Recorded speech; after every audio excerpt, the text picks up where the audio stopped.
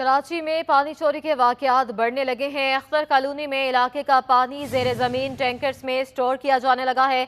इलाका मकीन कहते हैं हैवी पंप से इलाके का ज़्यादातर पानी स्टोर करके फरोख्त किया जा रहा है। कराची में पानी चोरी के वाकयात बढ़ने लगे हैं। अख्तर कॉलोनी में इलाके का पानी जेर ज़मीन टैंकर्स में स्टोर किया जाने लगा है। इलाका मकीन कहते हैं हैवी पंप से इलाके का ज़्यादातर पानी स्टोर करके फरोख्त किया जा रहा है। मज़ीद बताएंगी हमारी नुमाइंदा इकरा अवान। जी बिल्कुल, इस वक्त मैं अख्तर कॉलोनी में मौजूद हूँ, जहाँ अशिया खुर्दनोश इतनी महंगी होती जा रही है, पेट्रोल महंगा हो गया है। वहीं पर जो कराची के शहरी हैं उन्हें पानी की भी मुश्किलात का सामना करना पड़ता है।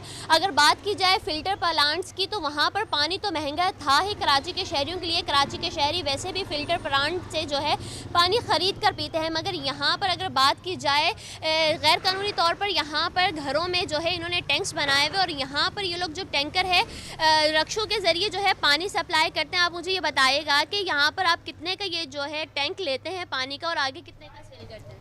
आगे 500 का देते हैं, यहाँ से 300 का लेते हैं। पहले आप कितने का लेते हैं? 250 का। 250 का। तो ये पानी फिल्टर शुदा है या नहीं?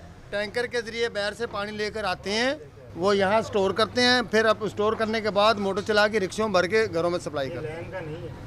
लाइन का तो पानी हमारी इस रोड पे आता ही नहीं है। जी, तो आपने देखा कि इनका यही कहना था कि ये जो पानी है ये मीठे पानी की जो लाइन है ये घरों में जाती है और ये जो पानी है इन्होंने मीठे पानी की जो लाइन है इसे स्टोर करके टैंकर बनाया गया है यहाँ पर, और ये पानी जो है महंगे दामों जो है फ़रोख्त किया जाता है, जिसकी वजह से शहरियों को मुश्किलात का सामना करना पड़ता है। वैसे भी कराची के शहरियों का यही कहना है कि पानी की किल्लत है, मगर जिन इलाकों में पानी आता है वहाँ पानी को स्टोर कर आगे सप्लाई कर दिया जाता है।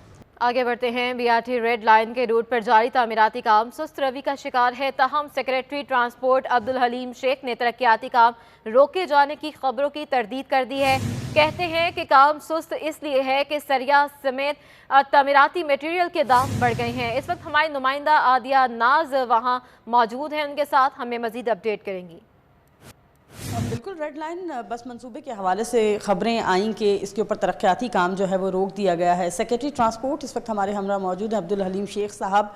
इस बात की तस्दीक इन्हीं से जानेंगे कि आया काम रोका गया है या उसको जो है वो उस सुस्त रवि का शिकार हुआ है। अस्सलाम वालेकुम सर। अस्सलाम वालेकुम जी। सर, हाइप क्रिएट हुई है कि शायद इस बस मंसूबे पर जो है वो उसका तरक्याती काम रोका गया है। काम वाकई रुक गया? नहीं, कोई काम नहीं रुका हुआ है, काम बिल्कुल चल रहा है। थोड़ा स्लो डाउन ज़रूर हुआ है, कुछ इश्यूज़ जो हैं वो हाइपर इन्फ्लेशन, जो आपको पता है कि चीज़ें बहुत ज़्यादा महंगी हो गई हैं, तो वो उनके अपना जो हमारे कॉन्ट्रैक्टर्स हैं वो कह रहे हैं कि अभी हमारे बारे में नहीं आ रहा है, तो उन्होंने स्लो ज़रूर किया है, लेकिन हमको एड्रेस कर रहे हैं, हम उनको जो उनकी जायज़ चीज़ें उनको देख रहे हैं, वो काम चल रहा है, कोई इशू नहीं है। ठीक है।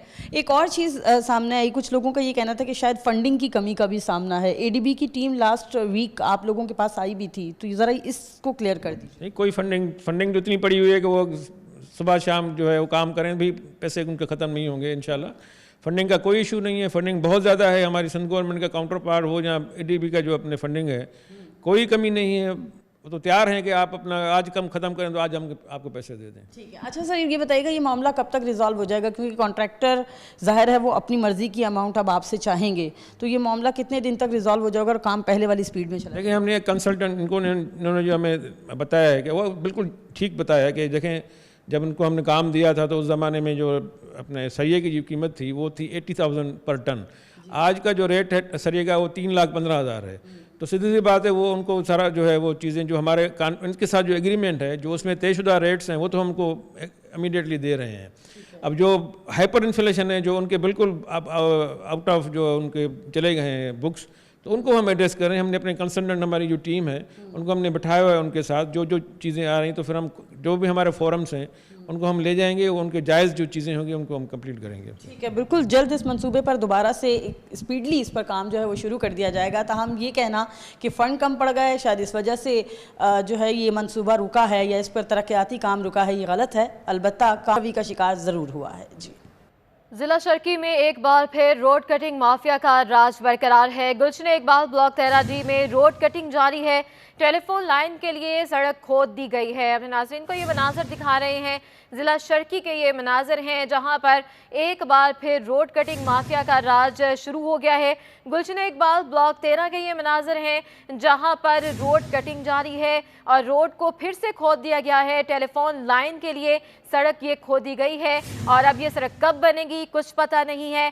पहले ही रोड जो है वो खस्ता हाली का शिकार हैं। शहर कायद की सड़कें तबाह हाल हो चुकी हैं। अब एक और मामला सामने आ रहा है कि टेलीफोन लाइन के लिए सड़क खोद दी गई है। गुलशन इकबाल ब्लॉक 13D में रोड कटिंग फिर से की जा रही है और आपको बताएं कि ज़िला शर्की में ये फिर से ऐसा वाक़या रूनुमा हो रहा है कि टेलीफोन लाइन के लिए सड़क खोदी गई है और खोदने के बाद इसको सड़क का भी बुरा हाल हो जाएगा, जो कि पहले भी शहर कायद की सड़कों का हाल हो चुका है। गड्ढों में तब्दील हो जाती हैं सड़कें, ज़रा सी बारिश होती है तो सड़कें तालाब का मंजर पेश करती हैं।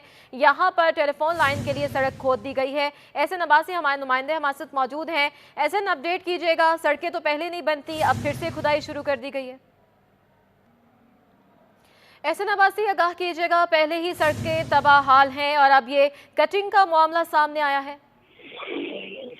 जी बिल्कुल, ये जिला शर्की के एडमिनिस्ट्रेटर रहमतुल्लाह शेख ने जो है वो एक्शन लेते हुए पाबंदी लगाई थी कि अब जिला शर्की में किसी भी किस्म की रोड कटिंग का परमिट जो है इजाजतनामे जारी नहीं किए जाएंगे। फिर डॉक्टर सैफुर रहमान ने कराची में चार्ज उठाया एडमिनिस्ट्रेटर कराची का। उसके बाद डॉक्टर सैफुर रहमान ने भी अहकाम जारी किए कि जो नई कारपेटिंग होने वाली सड़कें हैं उनमें तो किसी सूरत बर्दाश्त नहीं किया जाएगा, जबकि शहर भर में होने वाली तमाम रोड कटिंग पे जो है वो तमाम DMC के एडमिनिस्ट्रेटर को भी अहकाम जारी करेंगे कि वो किसी भी किस्म की इजाजतनामे जारी ना करें। लेकिन उसके बावजूद देखा जा रहा है कि जिला शर्की में एक दफा फिर रोड कटिंग माफिया ने जोर पकड़ लिया है। मुख्तलिफ ब्लॉक्स में जो है वो इजाजतनामे, खुफिया इजाजतनामे लेने के बाद जो है रिश्वत के एवज रोड कटिंग शुरू की जा रही है। रातों रात जो है वो मजदूर लगाए जाते हैं और सुबह जो है वो केबलिंग करने के बाद जो है उन गड्ढों को जो है वो बंद कर दिया जाता है। हालांकि रोड कटिंग के SOPs के मुताबिक जिसको भी इजाजतनामे जारी किए जाएंगे उससे भारी मुआवजा लिया जाएगा जो सरकार के खजाने में जमा होगा, ताकि उन पैसों से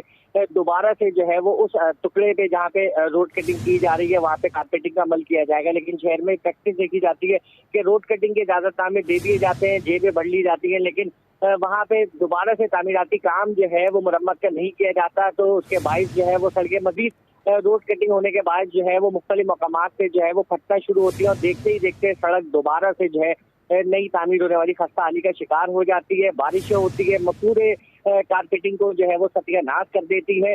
तो इस तमाम तर सूरत हाल में अवामी शिकायत और शहर में गड्ढे और टूटी सड़कें देखने के बाद ये तमाम अहकाम जारी किए गए थे। लेकिन देखा जा रहा है कि दोबारा से जो है वो राज पका होता जा रहा है रोड कटिंग माफिया का और शहर भर के मुख्तलिफ मकामात पे जो है वो हरकत में नजर आ रही है। डिस्ट्रिक्ट साउथ से भी रिपोर्ट हुई थी लेकिन रोड कटिंग की निशानदेही नहीं हो पाई थी। डिस्ट्रिक्ट ईस्ट में जो है ये रोड कटिंग की इजाजतनामा दिया गया है। बताया जा रहा है कि 10 लाख रुपए लेने के बाद ये इजाजतनामा दिया गया। जब DMC ईस्ट में हमने राब्ता किया कि रोड कटिंग का चालान दिखाया जाए तो कोई भी अफसर इस मामले पे जो है वो बात करने को तैयार नहीं है। जी, तो क्या कुछ पता चल सका है कौन सी इनके पीछे ऐसे लोग हैं जो कि इनको परमिशन देते हैं? क्योंकि हम देखते हैं कि सड़कें तो पहले ही तबाह हाल है, अगर उन्होंने टेलीफोन लाइन डालनी ही है तो दोबारा इसकी तामीर का बीड़ा कौन उठाएगा?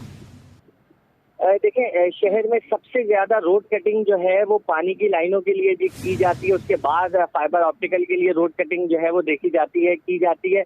लेकिन साथ साथ ये जो मुआवजा लिया जाता है, जो चालान भरा जाता है, वो उसके मकसद ही यही होता है कि सहूलियात में भी इजाफा रहे लेकिन मुश्किलात पैदा ना हो। लेकिन यहाँ पे देखा जाता है कि सहूलियात में इजाफा हो जाता है और उसके साथ साथ मुश्किलात भी जो है वो पैदा हो जाती है, क्योंकि वहाँ पे वापस रोड कटिंग के मुकाम पे कारपेटिंग का अमल नहीं किया जाता है। पानी की लाइनों के लिए हो, फाइबर ऑप्टिकल के लिए हो, इंटरनेट हो, किसी भी मकसद के लिए रोड कटिंग की जाए, आप पैसे दें, DMCs में चालान के बगैर जो है वो आप रातों रात वहाँ पे रोड कटिंग करें और उसके बाद जो है वो अपना काम सीधा कर लें। लेकिन अवामी मुश्किलात में जो है वो देखा जा रहा है कि मुश्किलात जो है वो आवाम के लिए पैदा कर दी जाती हैं। एहसन अब्बासी अपडेट करते, बहुत शुक्रिया। दूसरी जानिब जिला अस्पताल के गायनी वार्ड में मरीजा के नाम के अंदराज के लिए शनाख्ती कार्ड की शर्त लाजिम करार दे दी गई है। जिला अस्पताल के तीनों वार्ड शनाख्ती कार्ड ना होने पर किसी भी मरीजा को लेने से इनकार करने लगे हैं। गायनी वार्ड में नाम लिखवाने के लिए आने वाली रोजाना दर्जनों खातीन को वापस भेजा जा रहा है। मजीद बात करेंगे हमारे नुमाइंदे इरफान अब्बासी से। इरफान, अपडेट कीजिएगा। जी बिल्कुल, जिना अस्पताल कराची के अंदर ये शर्त आयद की गई है कि जब तक मरीज़ का NIC नहीं होगा, उसका शनाख्ती कार्ड नहीं होगा, कौमी शनाख्ती कार्ड, उस वक्त तक उसका गायनी के अंदर जो है वो कार्ड बनवाना काफ़ी ज़्यादा उसके लिए मुश्किल होगा, बल्कि उसको मना कर दिया जाता है। उसको कहा जाता है कि जब तक कि आपका NIC नहीं होगा उस वक्त तक आपका कार्ड किसी भी सूरत में नहीं बनेगा। और हम रोज़ाना की बुनियाद पर देखते हैं कि गायनी के अंदर दर्जनों फैमिली ऐसी आती हैं कि जो शनाख्ती कार्ड ना होने के बाद वापस चली जाती हैं, अपने साथ बेफाम भी रखती हैं। उनके हस्बैंड का भी शनाख्ती कार्ड होता है, फैमिली के दीगर जो मेम्बरान हैं उनका भी कार्ड होता है, लेकिन शनाख्ती कार्ड नहीं होने से उन्हें मुश्किलात होती है। इस हवाले से एक फैमिली मेरे साथ मौजूद है। आप क्या समझते हो कितनी परेशानी होती होगी जिनके NIC नहीं है? सर इस हवाले से तो काफ़ी परेशानी होती है, लेकिन अब देखा ये जाए जिसके NIC नहीं है उसके साथ क्या किया जाएगा। अब बहुत सी लेडीज़ यहाँ पर ऐसी आती हैं जिनके NIC बने ही नहीं हैं। अब किसी के बर्थ सर्टिफिकेट में प्रॉब्लम है, किसी के NIC में प्रॉब्लम है, तो उससे क्या हल होगा। जो खातून है यहाँ पर इलाज करवाने आ रही हैं, अंदरूनी सिंध से आ रही हैं, जब उनका NIC नहीं होगा तो उनके लिए क्या प्रॉब्लम खड़ी होंगी। अच्छा जी, पहले ये वाला सिस्टम नहीं था, जो NIC था उसका लाजमी होना पहले ये वाली शर्त नहीं थी, लेकिन अब ये शर्त आयद की गई है। गायनी का जो डिपार्टमेंट है जिना अस्पताल कराची का, यहाँ पर 3 वार्ड है, वार्ड 9, वार्ड 8 और B9 के नाम से जो 3 बड़े वार्ड हैं, जहाँ पर रोज़ाना की बुनियाद पर सैकड़ों के हिसाब से ख़वातीन आती हैं अपना नाम लिखवाने के लिए, और यहाँ पर उनके केसेस भी होते हैं। लेकिन ये जो शर्त रखी गई है इंतज़ामिया की जानिब से, इस शर्त से लोग काफ़ी ज़्यादा परेशान हैं, और उनका कहना है कि जो इंतज़ामिया वो इस जानिब देखे कोई इस तरह का रास्ता निकाल ले कि उन ख़वातीन का कार्ड बन जाए और वो जो प्राइवेट अस्पताल लगाती हैं उनसे भी बच सकें। जी। सिटी कोर्ट में कराची बार की जानिब से वुकला के लिए मुफ्त मेडिकल कैंप कायम कर दिया गया है। मेडिकल कैंप में शुगर, ब्लड टेस्ट और जनरल OPD समेत दीगर टेस्ट किए जा रहे हैं। मजीद बताएंगे हमारे नुमाइंदे मुमताज़ जमाली वहां पर मौजूद हैं। देखें जी, इस वक्त मैं मौजूद हूँ कराची सिटी कोर्ट में। कराची बार की जानिब से और अल मुस्तफ़ा वेलफेयर सोसाइटी के तावन से यहाँ पर वुकला के लिए जो है मुफ्त मेडिकल कैंप का इनेकाद किया गया है, जहाँ पर मुख्तलिफ माहिर डॉक्टर भी जो हैं मौजूद हैं और मुफ्त में उनको अदियात जो हैं वो फराम की जा रही हैं। कराची बार के सदर एडवोकेट आमिर सलीम साहब हमारे से मौजूद हैं। आमिर साहब, ये जो सहूलत आपने फराम की है, इसमें क्या क्या सर्विस दी जा रही है?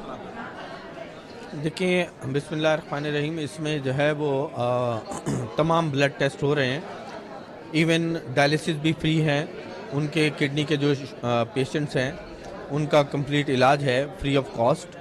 इसके अलावा ये मैं शुक्रिया अदा करूँगा हाजी हनीफ तैयब साहब का, वो सरपरस्त आला हैं अल मुस्तफ़ा वेलफेयर सोसाइटी के। अल मुस्तफ़ा हॉस्पिटल भी है उनके, और मुख्तलिफ़ इलाक़ों में उनकी डिस्पेंसरीज़ भी हैं। ये अज़हर कादरी साहब हमारे साथ खड़े हुए हैं, इनकी काविशों का नतीजा है। हम इनके शुक्रगुजार हैं, कराची बार की तरफ से हम इनका शुक्रिया भी अदा करते हैं कि इन्होंने बहुत एफर्ट्स ली और इतना अच्छा कैंप लगाया। आप देखिए, ये बहुत महंगे टेस्ट हैं और दवाइयाँ भी बहुत महंगी है जो इस वक्त दी जा रही हैं सब वुकला को, बिल्कुल फ्री ऑफ कॉस्ट हैं। तो हम इसको आगे लेके चलेंगे, वुकला की वेलफेयर के साथ साथ बाकी लोगों का भी देखेंगे, उनकी भी वेलफेयर करेंगे इंशाल्लाह। ठीक है, बहुत शुक्रिया।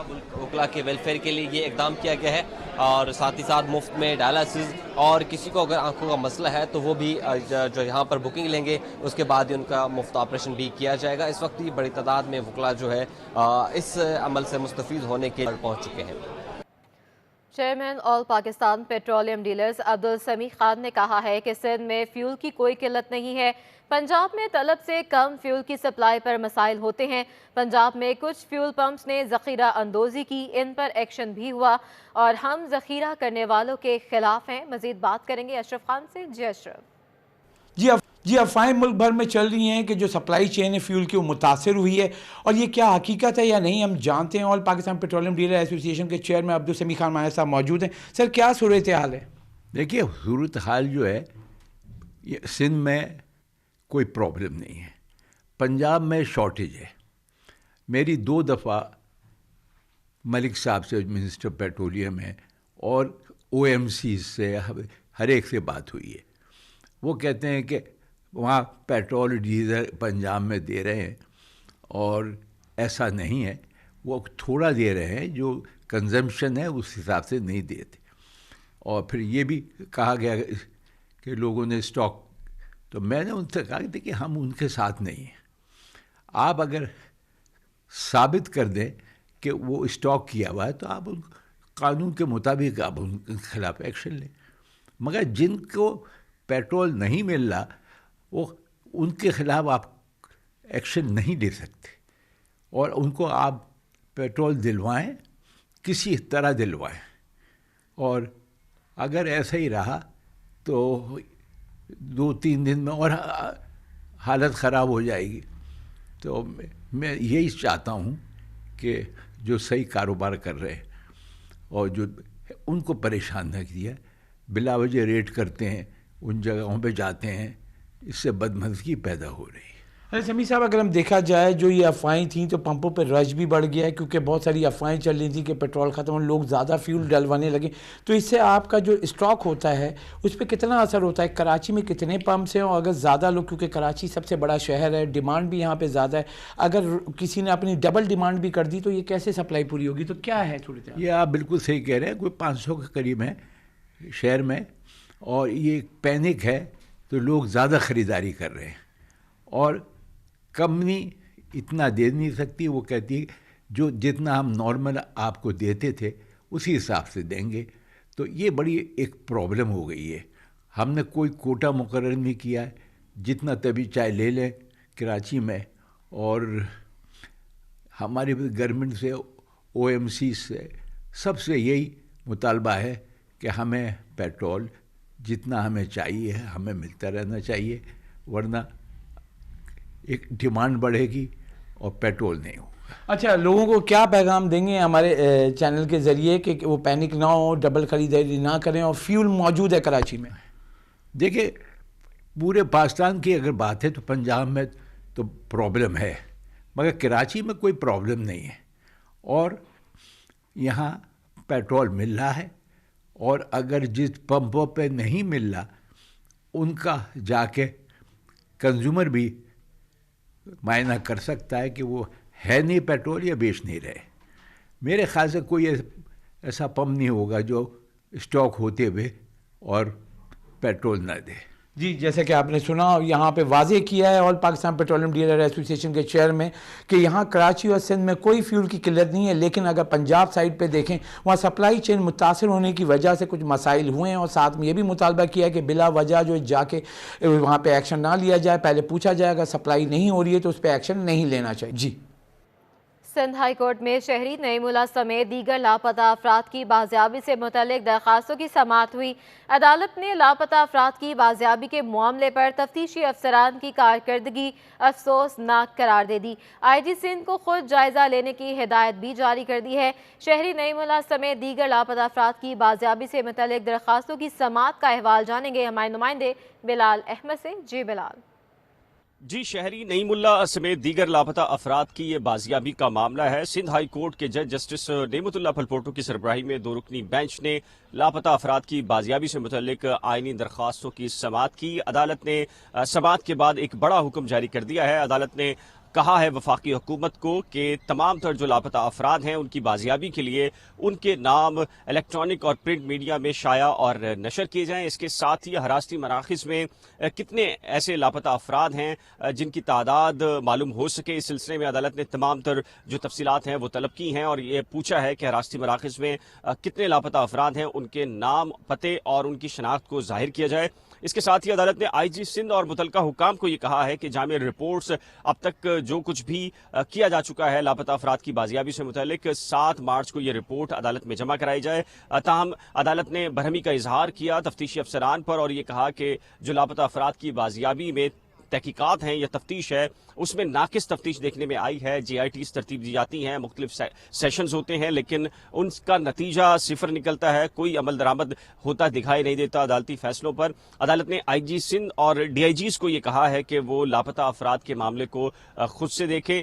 शहरी नईमुल्ला और दीगर लापता अफराद के जो अहल खाना हैं, अजीज़ व अकारिब हैं, उनकी जानिब से मुख्तलिफ ये दरख्वास्तें दायर की गई, जिसमें यह मौक़िफ़ अख्तियार किया गया कि उनके प्यारे मुख्तलिफ सालों के अंदर लापता हुए, लेकिन जो कानून नाफिज करने वाले इदारे या पुलिस है उनको बाजियाब करने में नाकाम रहे हैं। लिहाजा उन्होंने सिंध हाई कोर्ट से रुजू किया है मिसिंग पर्सन की इन दरख्वास्तों में उनके जितने भी जो लापता अफराद हैं उनको बाजियाब कराया जाए। अब अदालत ने इस केस की समाअत को 7 मार्च के लिए मुलतवी किया है। IG सिंध, वफाकी हुकूमत और जो जितने भी मुतलका इदारे हैं उनसे जामी रिपोर्ट्स तलब कर ली हैं।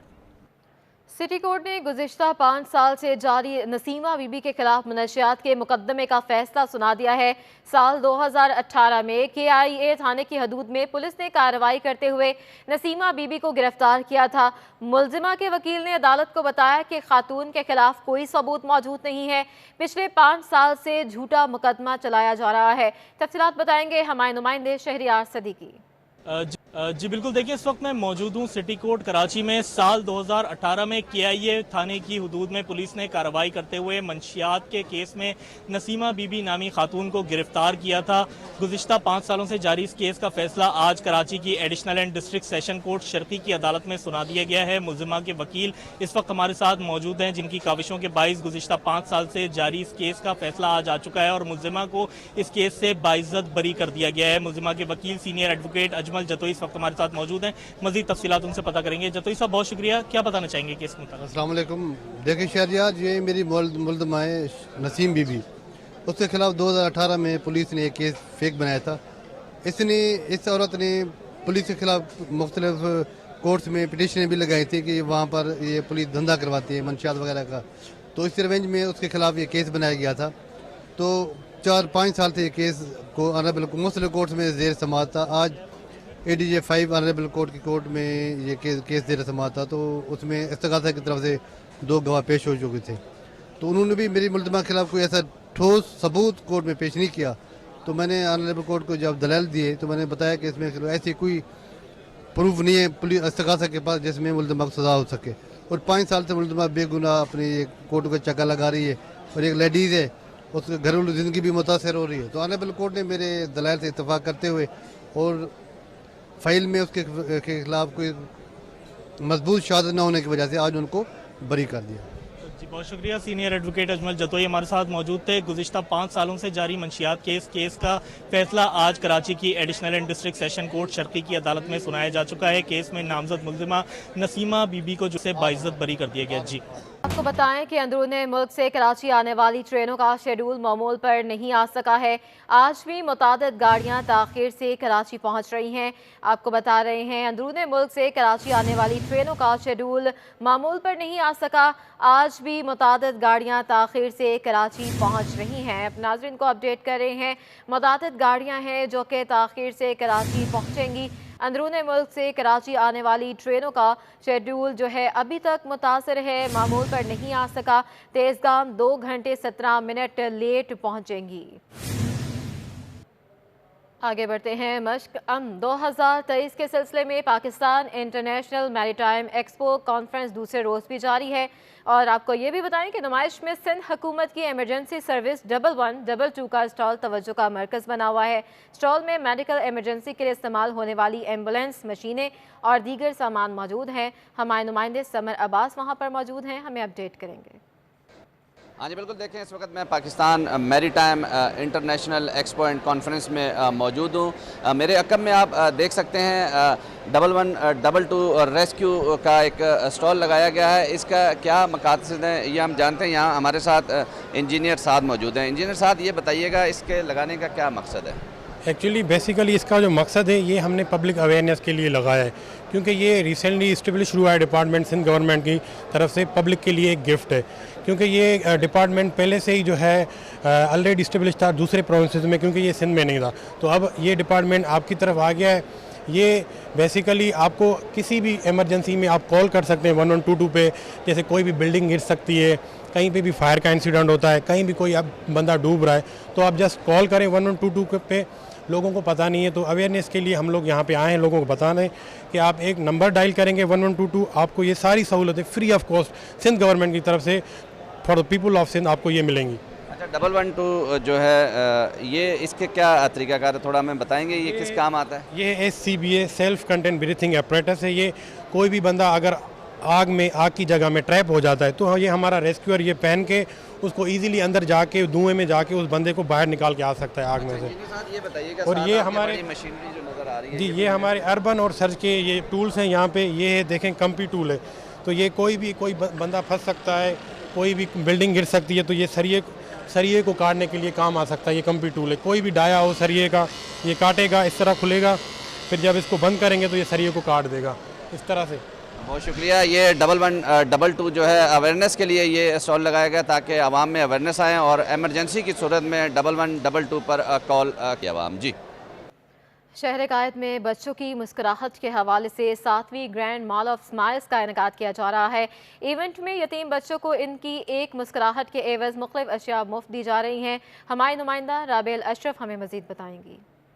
जी बिल्कुल, इस वक्त मैं मौजूद हूँ शहर कायद के एक लॉन में जहाँ पर 7वां ग्रैंड मॉल ऑफ स्माइल्स का इनेकाद किया गया है। इस वक्त मेरे साथ मौजूद है यहाँ के ऑर्गेनाइज़र फरहान, इनसे बात करते हैं। जी, मुझे बताइएगा कि आप लोगों ने इस तरह का एक बड़ा एक इवेंट आप लोगों ने मॉल का इसका इनेकाद किया गया, क्या मकसद है इसका? देखिए, हम देखते थे कि बच्चे जो है वो हमारे हिसाब के सबके बच्चे जो है वो बड़े बड़े शॉपिंग मॉल्स में शॉपिंग करते हैं, अपनी मनपसंद चीज़ें लेते हैं, लेकिन जो ऑर्फन बच्चे हैं उनको कोई ऐसा मौका नहीं मिलता कि किसी मॉल में जाएं और अपनी पसंद से चीज़ें ख़रीद सकें।